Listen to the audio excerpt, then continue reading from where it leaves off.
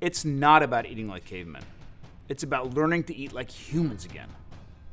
And that's why I take my family all over the world. We learn from other cultures, we cook, we share food, and we bring back the power to make a difference.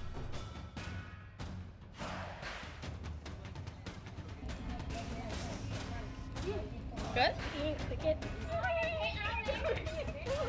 My goal is to have my family experience how other cultures eat firsthand. These are things that need to be learned in the field, translated in the kitchen, and then applied to our modern lives.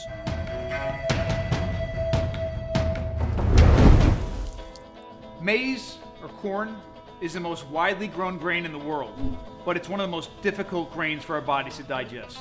But there is one technology, a technology invented probably 15,000 years ago, that allows our bodies to access all the nutrients in maize. And that process is called nixtamalization.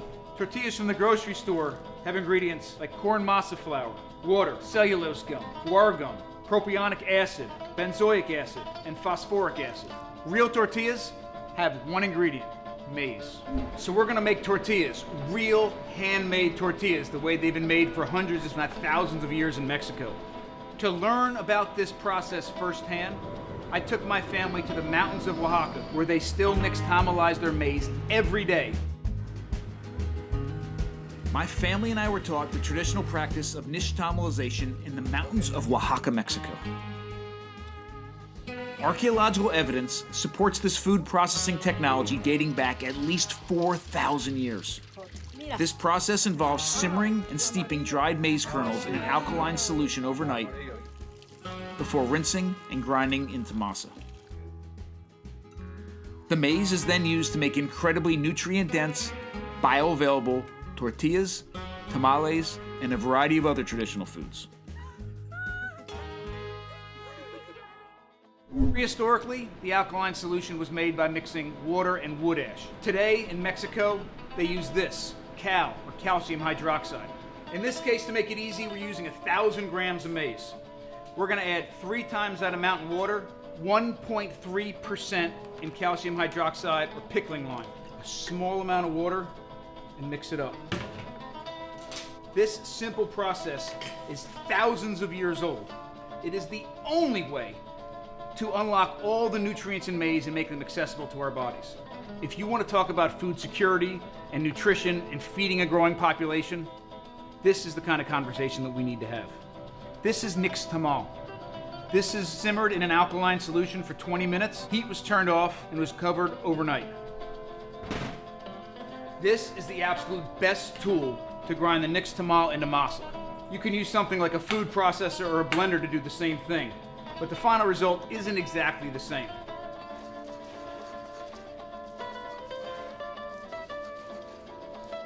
We're going to take our masa, put it on our press.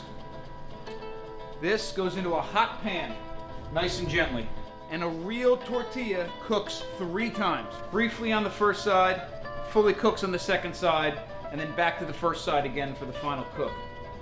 And there you have it. From my research to a modern kitchen to your plate, tapping into ancient technologies to bring you the most nutritious food possible. Not to mention, this is the most delicious tortilla you will ever have. I'm convinced that humans need to examine the past to save our future. And in order to do this, we need to dig through 3.5 million years of food technology. It's gonna get bloody, it's gonna get messy, and it's gonna get real.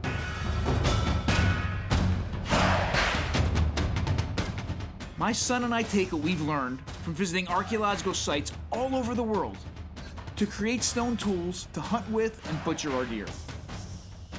Making the tools from scratch with our own hands connects us to our food and our past in some very special ways. And these tools are incredibly effective. For instance, stone tools made from obsidian can be 500 times sharper than a surgical scalpel. We don't have the teeth or the nails, the canines, or strength to get into this animal on our own. And it's not until ancestors invented tools just like this that we could access these nutrients.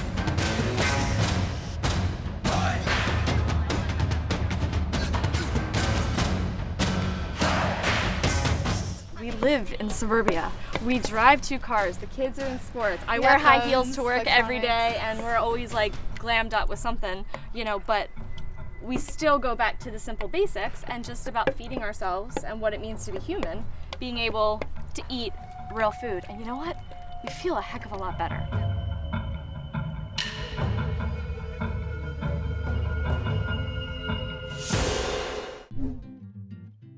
Humans began making cheese at least 10,000 years ago. We started making cheese because the human body derives more nutrition from the cheese than it does from just the milk itself. Most mozzarella cheese available in grocery stores is fake. By artificially adding acid into the cheese in the beginning of the process, we can create a product that looks and tastes similar, but is a completely different food. Real cheese requires 3 ingredients: milk, rennet, and salt. We're gonna make mozzarella cheese from scratch, and to do this we need to start with high quality milk. Raw milk actually contains all the bacteria needed to make almost every cheese on the planet. Here's the issue. I no longer can do the same things to this milk as an adult as I could as a baby. My digestive tract doesn't work the same way. But that doesn't mean we shouldn't drink milk. To do it from scratch, to learn and experience real traditional cheese making, I took my family to Italy, to the mountains of Sicily, to work with a shepherd. My family and I learned the art of making caciocavallo from a traditional shepherd in a remote area in the mountains of Sicily. Like all traditional cheese, caciocavallo relies on natural rennet to create the curd and the lactobacillus bacteria to initiate fermentation. Natural cheese making mimics what occurs in the stomachs of infant mammals to transform raw milk into the safest and most nutrient-dense food possible for their young bodies. We can produce the same result outside of our bodies, but only when we make real cheese. So I'm heating up this milk and bringing it back up to body temperature because it's at those temperatures that the bacteria designed to do their job function best. To coagulate the milk and separate the curds in the whey, I need to add rennet. This milk sat for about 45 minutes to an hour till the curd is set, and my job now is to cut that curd to release the whey so that we can make the cheese. These curds have reached a pH of 5.2, and when I heat them in hot water, I can stretch them and make the cheese. This is one of my favorite things to do with the family.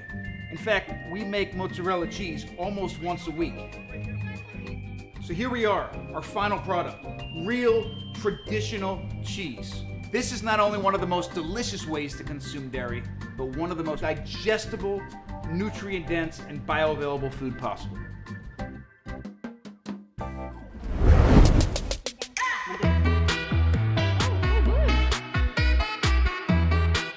We've applied what we've learned to create some of the most nutrient-dense and tasty dishes possible.